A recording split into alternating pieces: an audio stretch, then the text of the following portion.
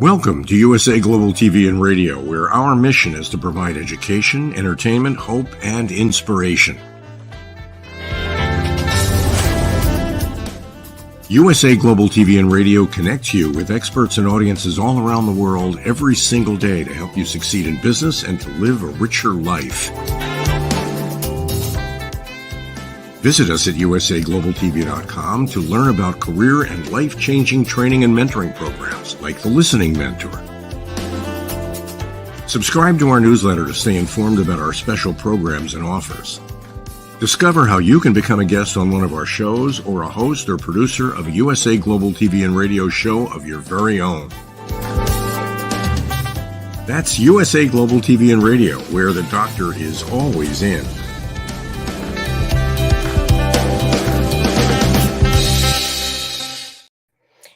Everyone, good morning, good afternoon, good evening. Thank you for joining us here at USA Global TV and Radio. I'm Dr. JACALYN KERBECK, and our show is the United Kingdom News and Culture, bringing you the latest and the greatest of what's going on in the UK. Joining me is our esteemed panel. Let's welcome them. DIANN FLOYD BOEHM. I'm not sure if she's in Virginia or Texas, but we're happy to have you here. Hello. Hi from Virginia. Virginia. I love Virginia. As you know, my family has homes there, my nephews and my sister and brother-in-law. So it's a wonderful state. Yep. Are you enjoying your new place? I am, especially it's in walking distance to the woods. So I get to be with the creatures hopping around and flying. Sounds like a new book series coming for you, From the Woods. All right, let's welcome our other panelists who are freezing. It's frigid where they are, but they have so much warmth in their heart that just melts all the snow and ice away. Welcome, Helena Chard, joining us from London. Hello. Hello, lovely to see you guys. Nice to see you as well. It's chilly, but the sunshine is actually out here, but it is really cold. That makes you feel better when the sun's out, doesn't it? Yep. Oh, absolutely. It's like there's hope. There is absolutely hope. And lovely to hear that Dianne's really near the woods. Oh, it sounds marvelous. Love that. Yes. Have you done any of your walks in the cold, frigid air, Helena? Oh yeah, every day, no matter what, I'll always factor something in, and I love it. And it's, it's not as good as the cold water dips that everyone does, but it's not far off. It really does. It just picks you up. I recommend it. It's good for you too. They have that whole cryogenic thing where people go into the frigid ice room or whatever it is, but. Yeah, so let's welcome our other expert correspondent joining us from Scotland. It's Simon MacDonald. Hello. Hello from the cryogenicized world of Scotland. It's a bit nippy here today, to say the least. I was outside just a wee while ago there, and there's a strong wind blowing off the sea. And I'd say that the air temperature is down in the minuses now. It is very, very cold.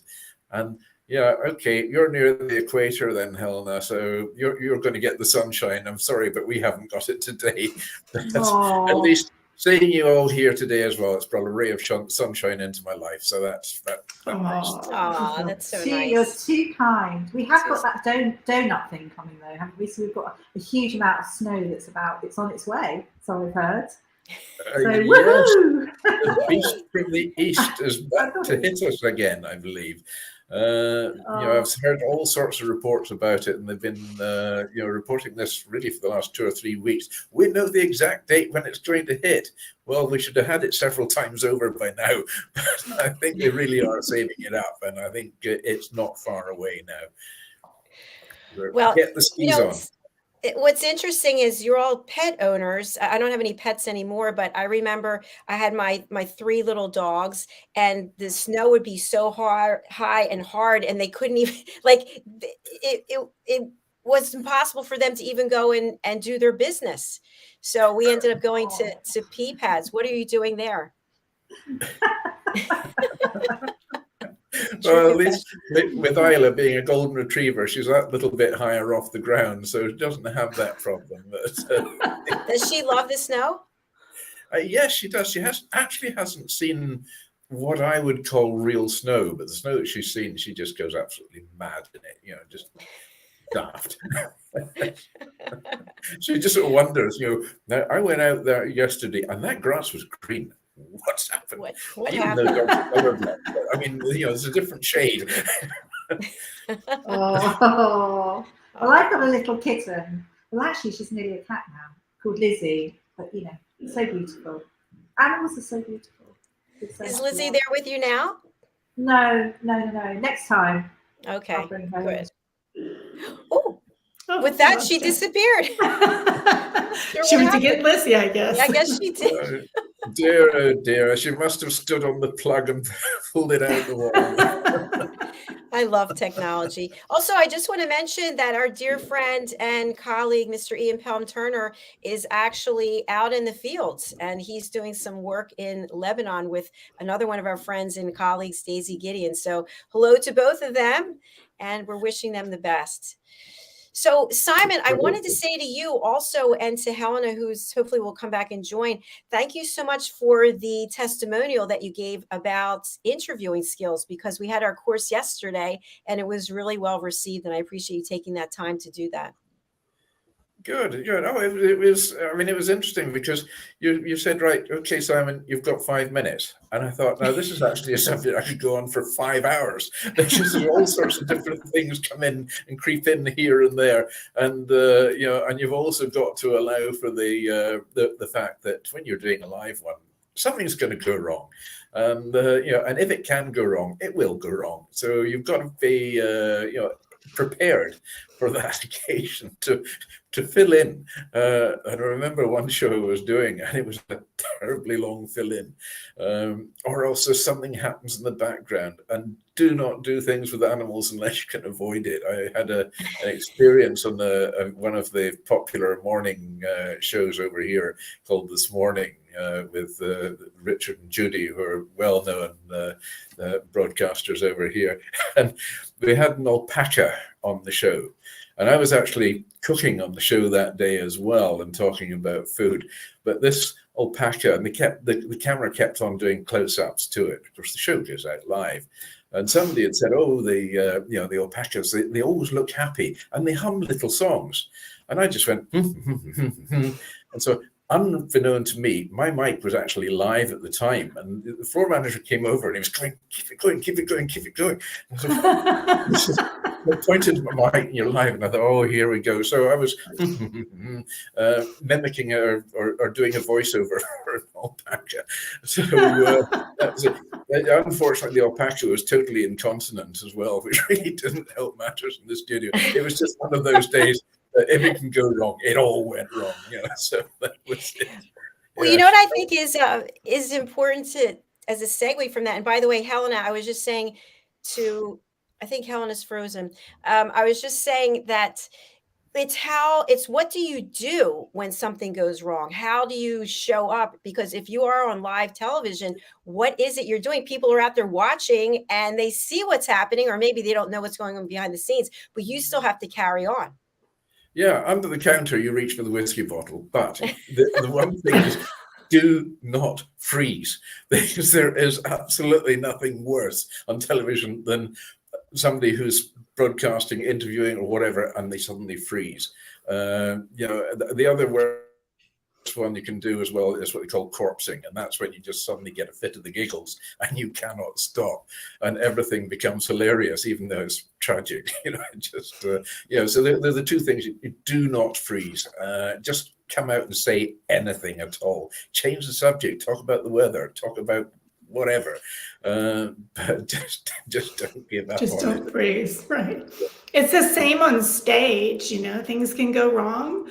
One time I lost my wig on stage when I did this scene, and you know, I could have just like, oh my gosh, you know, instead I just pretended that was supposed to happen and worked it in the act, you know. Then did you continue doing it for future shows, Diane? The director wanted me to, because it brought such a hilarious laughter, but I was like, yeah, that's not going to happen again. I had experience of that on stage once as well, when one of the flies decided to collapse forward onto me, and it was the scenery was a big heavy brick wall, and the whole thing just sort of decided to come forward on me and straight over me. It was like something out of a 1920s movie, when the door falls down and but you go through it, sort of thing. So I actually went through this whole piece of scenery, and I was left with this frame all around me, and words to that effect. What did you do? Well, the show goes on. I sort of stood there and sort of muttered some lines and so on, which I think were probably, would not be permitted to be repeated in television, especially a live family show. But it was it was interesting, and everybody found the whole play after that was absolutely hilarious. It wasn't really meant to be; it was meant to be quite serious, but it brought a bit of humor to it, and so we all just winged it from there. And the show ended a little bit earlier, but we were having such fun. Amazing. Oh. Helena, what we were discussing is I was thanking Simon and you, and then you were gone. But we had the course yesterday, The Art of Being a Professional Interviewer, and got 5-star reviews. I actually asked people to give reviews, and they just loved what you shared because it really resonated on so many levels, and people took something away from what each one of you shared, and they also noticed how you were sharing what you were sharing.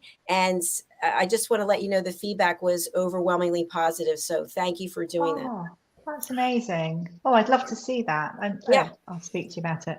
Yeah, for sure. Fabulous. Thank you. Sure. And it was great fun. I mean, it was a short sort of in and out, but there we are. And I think if people have learned something from it, great. That's what's important. Yeah. That's what it's all about.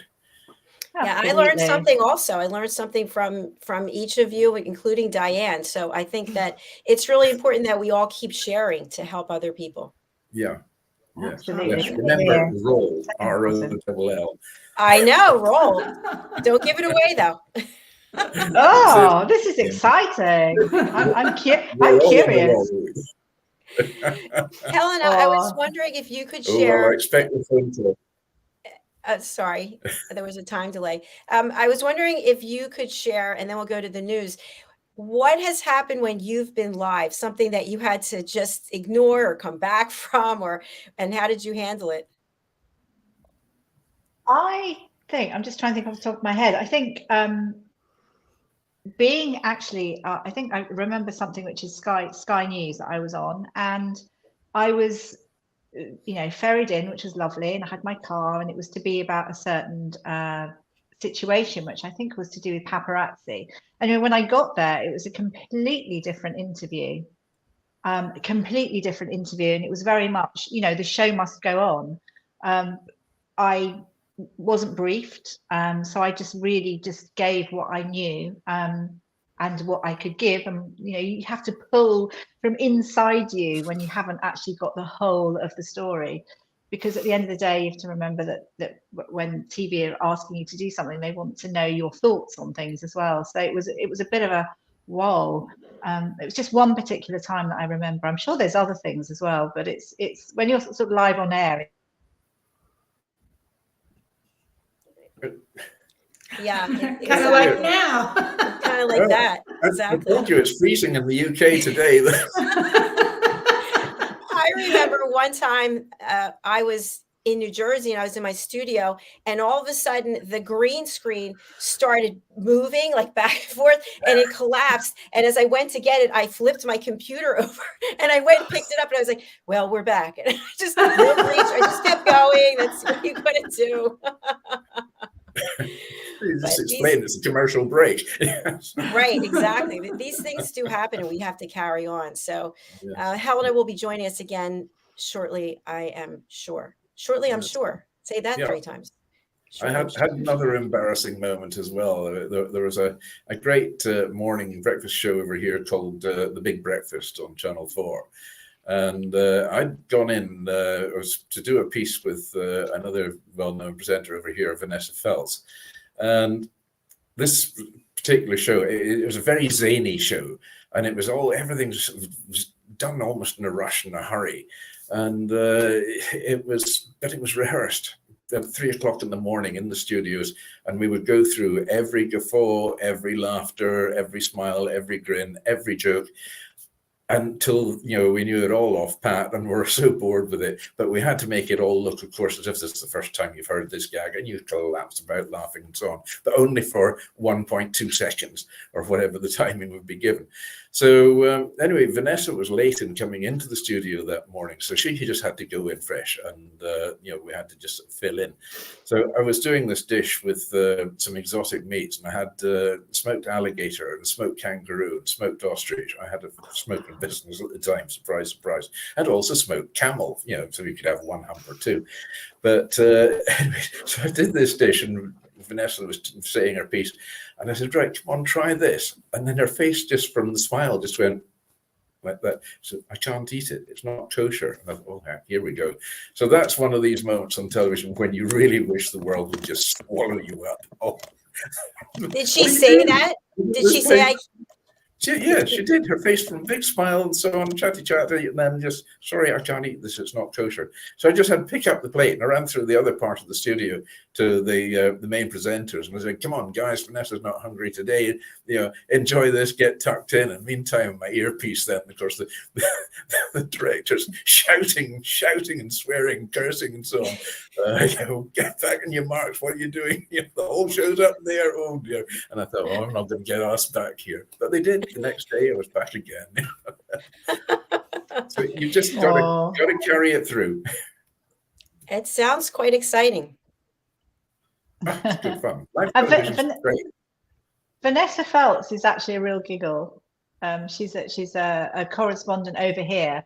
She does a lot of live TV, and she's good fun. So I think you had a bit of a bum deal there at that time, Simon. There was talks of a very late party the night before, I think, and so I think that was maybe the reason. But she's still presenting on morning television now. She's been on the go a long time, and she doesn't age. Lucky person. I mean, she really is. She's a real diamond. She's lovely, really lovely. But she's got a heart of gold. She's really caring. I do love her. She's fab. In fact, she just split up with her partner just before Valentine's. She's been talking about it, but one of those things. Hey, let's have some news. Yeah, let's have some news. By the way, Megan's been in the news again over here because of that that's revelation, or that sharing of the first time in the book. Oh, which one's that? Megan. Okay. Well, the Mrs. Robinson scenario. Yes, you mean? yes. Yeah, I did a little bit on that. It's a bit. Okay. Let's just start with that, shall we? So it's a bit of slap and tickle, I guess. A bit of light entertainment in a way. So there is an extract, I think, in Harry's book, and he refers to being with an older woman, and her name is Sasha Walpole, and I have to say, I feel very sorry for her. She's had a bit of backlash over here, but it's one of those situations where nobody spoke to her about anything. Sasha had held a secret in her heart, along with her friends, for 21 years, I think it is.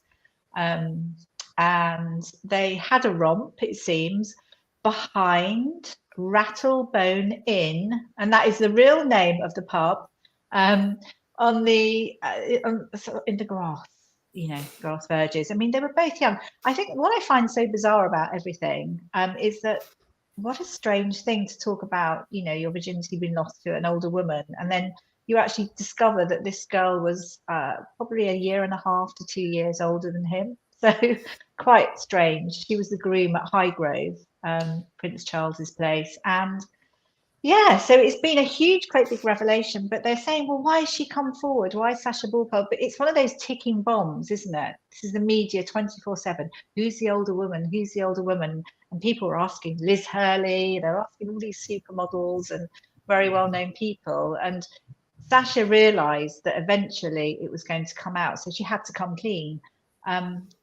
But she's very much of the, no one asked me, why did he have to give so much information? Why speak about me? This was years ago. She's actually a JCB driver as well, which is quite interesting.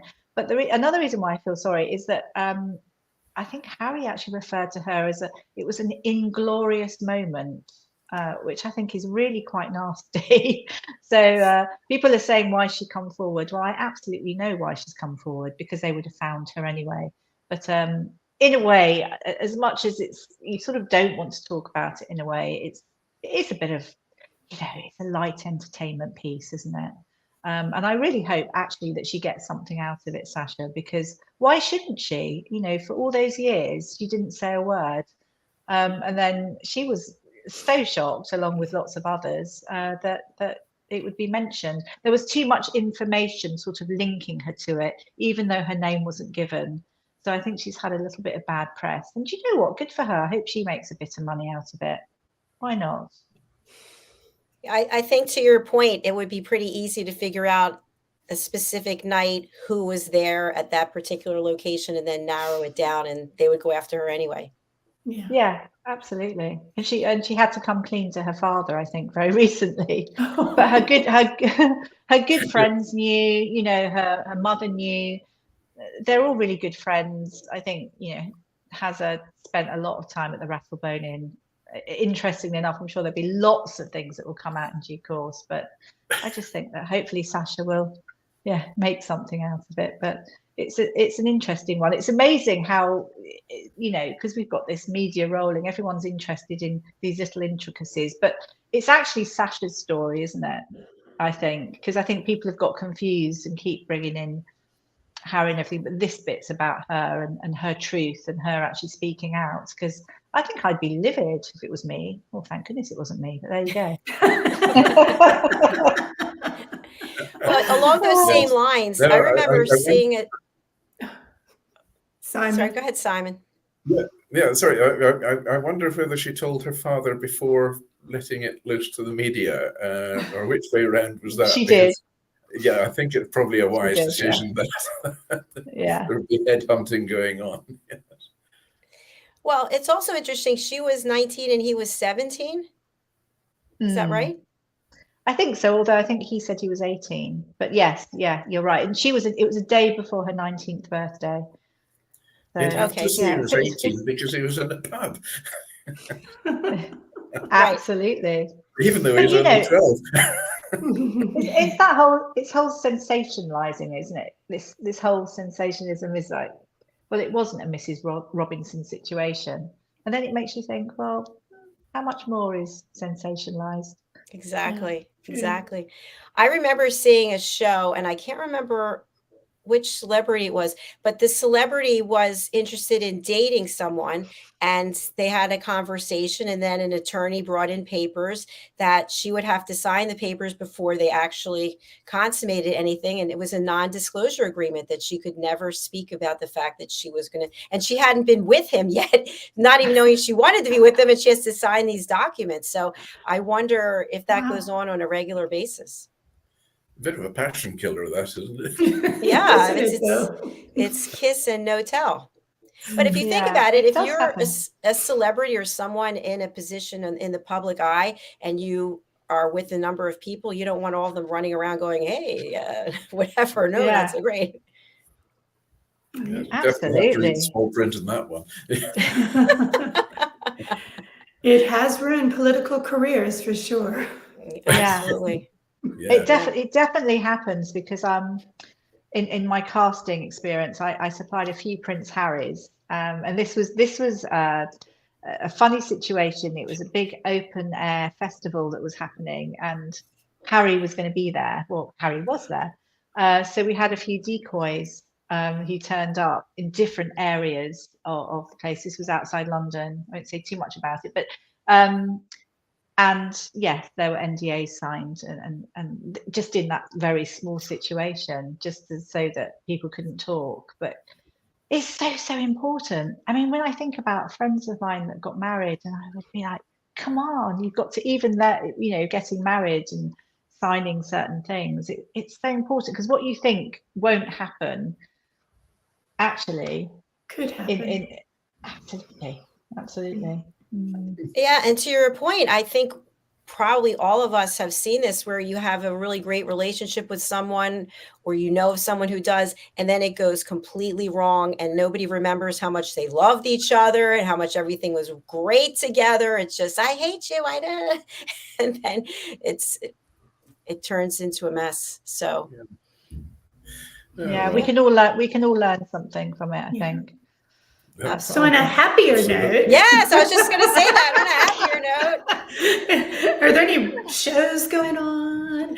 Catching fish? We have a fabulous show today. Vladimir Zelensky addressed Parliament over here. He's arrived, of course, all undercover, and arrived in the UK today.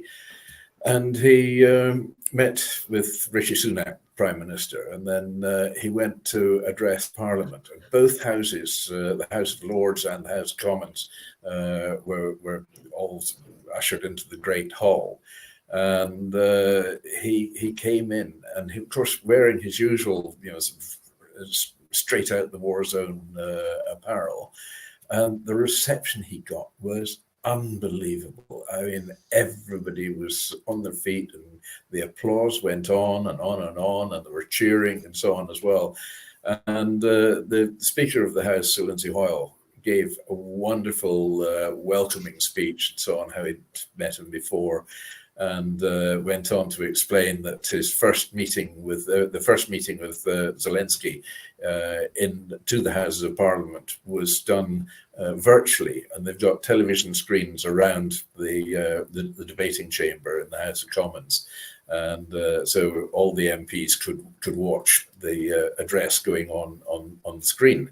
And apparently since then, and this is since we're beginning of 2020, that all the television screens now in the House of Commons are called Zelensky screens. So there's a piece of information there. But he gave an incredible speech today, which went on for quite a while. But the round of applause that he got for it is just quite incredible. I mean, he really did. He brought the house down quite literally. So that's it. And I just I could hardly imagine the security and the nail biting that must have gone around that as well to bring him over to London today to do that. And then he's going back at some stage.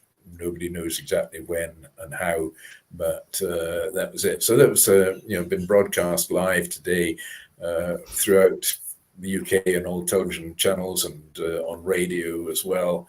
So it was really quite something, and very, very moving as well. And just the way he was dressed in his casual the green t-shirt and so on, just very, very casually, and of course in amongst everybody who was formally dressed. It was such a contrast. It actually really brought home the terrifying horrors that's going on in the conflict over there. So that's today's news just breaking. Wow. Incredible. So it was great watching history being made in that speech, because the session in Parliament was closed so that they could deliver this speech. So absolutely incredible. Yeah, I enjoyed.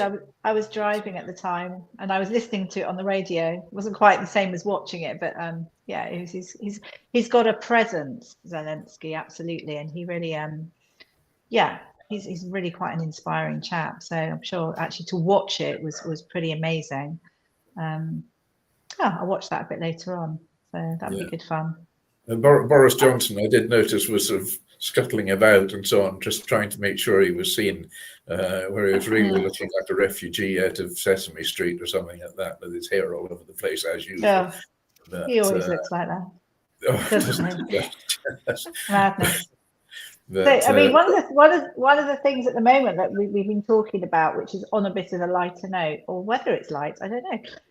So Britain is in the grip of a chuckle crisis. Now, a chuckle, I don't know if you use the same terminology in the States, chuckle is a laugh, so it's having a laugh. But apparently almost 50% of us here in the UK have said that they cannot remember the last time that they had a real laugh, as in a belly laugh? Well, I would say that we've been having a little chuckle just on the show. So I'm not too sure. I don't really know if I completely believe that, but I think it was on the, I do think it was on the front of the Star, so I'm not quite sure. But it was this whole chat about almost like we've lost our laughter, we don't know how to laugh. I don't know. What do you think, guys? I just think that's surely not the case. When was the last time you had the biggest laugh, or just a little chuckle even? I don't know, apart from here, obviously on our show. 3 minutes ago. Well, today's Wednesday. For me, on Monday, on a Woman's Prerogative show, we have a panel of women, and we were just cracking up. I didn't even know if we could keep on this show. So that was Monday. Was my last time, I think. Oh, that's lovely. Oh no, it's to smile. You use far less muscles. I'm lazy at heart. You use far less muscles to smile than you do to frown. So I thought, okay, I'll keep smiling and so on. It's a lot easier. It's less energetic, but it's much more fun. It's true. Diane, how about you? Well, for me, I try to laugh every day. So if I haven't seen something funny, then I turn to television for a chuckle before I leave. So, Diane, can you make us chuckle right now? Putting you on the spot. I can make you chuckle if I try to hit a high C, but I won't. It might hurt your ears, actually. Well, one of our team members, Red O'Loughlin. Glasses behind me. Don't chuckle too loud; you might break them. I was just saying, one of our team members, Red O'Loughlin, he does talking heads, and frequently he'll just talk about the fact that just force yourself to laugh when something's going. You just go, and you automatically feel better. Like, I actually do feel a little bit better. You get rid of some of that stress. So let's all do it together. If we count down 3, 2, 1, you ready? Are you interested? All right. Yeah, let's go. 3, 2, 1.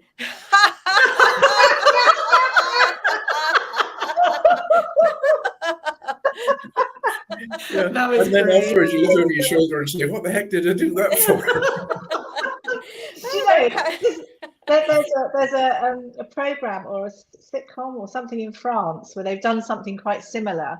But what they've done, they picked the people with the most unusual laughs. So they had a panel of them, I don't know, something like 6 people, and then one would start laughing, and then they all started laughing, and then the whole audience was laughing. But honestly, their laughs were ridiculous. I mean, they were like, oh, I mean, different things, not normal laughter at all. But it's become quite a big sensation, I think, in France. And it's that thing, you know, once you start laughing, it's contagious, isn't it? Oh, and we need it absolutely at the minute, my word. Imagine if there was a TV show or something where it was just all about laughing, then people would, I don't know, would they want to tune in, or they want to tune into the misery and all of the horrible news going on? But I have to say, when we were just laughing, even the people on the bus behind us were laughing. So I can see them chuckling. I can still see them chuckling. Actually, talking of chuckling and fun and laughter, I don't know if everybody knows. I know that I'm not sure. I know Simon will know, but do you know the sitcom 40 Towers? Now, 40 Towers is a well-known sitcom which was popular 40 years ago. Now, it was a funny little sitcom. 40 Towers was a little hotel in, I think, Torquay. But John Cleese, who's a well-known actor over here, he's now 83 years old, believe it or not, but he's decided to bring it back. I mean, this is 40 years, but rather than be with the original cast, he is going to be working with his daughter called Camilla. Now, it's a funny one because it's so well-known and very, very funny. There were only 12 episodes made. I would say it's not that PC, so it's not particularly of now. So it's all a bit of a woke time, isn't it? So they will have to completely change the wording. I remember something, don't mention the war or something like that. Anyway, but so it's going to be shot. John Cleese is going to be producing it with his daughter. So let's see what happens. I mean, I think it's a funny thing to do. I sometimes think maybe sometimes when something's so good, maybe you should leave it. But John Cleese is very clever, so hopefully the reinventing it is going to be something special. That's cool. Yeah, that is pretty cool. He's quite an extraordinary and adaptable character, but he's always got an injection of humor. I mean, even when he played the part of Q in the Bond movies for a while as well, you actually couldn't keep a straight face when he was doing it, and his delivery and his timing is absolutely spot on. I mean, he is extraordinarily well talented and an incredibly tall man as well to go with it. So that's it. But I remember Fawlty Towers as well. It was hilarious. And some parts of it could get cringeworthy, but it was a tremendous show. And it should be screened worldwide. Anything John Cleese does. Is it 40 Forty or no, Fawlty Fawlty Towers, yes. Which is FAWLTY, I think. Fawlty. Oh, Fawlty. Like something's wrong with the towers. Oh, it's absolutely terrible. Everything you could imagine happened. The beds were awful. There were, you only had boiled cabbage for dinner. There was always a mouse in the room. Everything was, you can imagine. It was just completely silly, but very funny. His long-suffering Spanish waiter, Manuel, who very little English and keep getting things wrong and get into all sorts of dreadful trouble with Basil Fawlty, owner of Fawlty Towers. It was it was sitcom at its best. I think it really was. If you could have any show brought back, TV show that was on for a certain amount of time and now it's on the air, what would you like to see back? None of mine. Wow. Hate seeing myself on the screen. I don't know. I mean, there's so many. Downton Abbey, I think, is a universal classic, and it's very difficult to beat that one. Downton Abbey is just such a superb show. And then there's another one, Monarch of the Glen, which was a bit close to my heart because it was very, very close to where I used to live, and portrayed the Highlands in a very humorous way. But they got the humor right, because the Highlanders are actually it's a very dry humor in the Highlands, and Fawlty Towers type humor as well, often enough. And it was just such a lovely, warm family viewing series, and it went on. I think there must have been about 6 or 7 series, but it was interesting on my own perspective, because I knew exactly where everything had been filmed, and I knew a lot of the people involved in it. And actually, I appeared in one of them somewhere down the line. It was a big Highland ball that was going on. I was all dressed up in my kilt and so on as well. But tremendous show, that one. But I think of them all, Downton Abbey, and I've watched the series I don't know how many times now, and each time you notice something different, and it's it's like this show. We're all family here. In Downton Abbey, you actually feel part of the family. So that's the one for me. It's a good one. Thanks for sharing. Yeah. I want to be Wonder Woman. I'm going to go back then, and that's going to be me. I'm going to be Wonder Woman. Yeah. I love her bracelets. Things get changed in the telephone box. Absolutely. I used to love Cagney and Lacey as well. I don't know. It was just one of those. That's a good one. That was years ago. Yes. Years ago. They were both good ones. They are. Do you know, guys, I'm going to say, at the moment in the UK, it's Children's Mental Health Week, which is once a year, we have a special week. And this is a special time. And I think really more so for the Princess of Wales, Kate Middleton, who works tirelessly with young people, and with she's a patron of the Place to Be. And I think the actual topic is connection. And obviously, what do? We're always talking and sharing, which is really good. So that's the theme this year, and she's been seen at lots of different places, lots of different schools, working with lots of young children, talking about feelings and emotions. And she's such a special lady, and it takes a special lady, I think, to go into a group of young children and to inspire children to open up and talk. There's something very special there.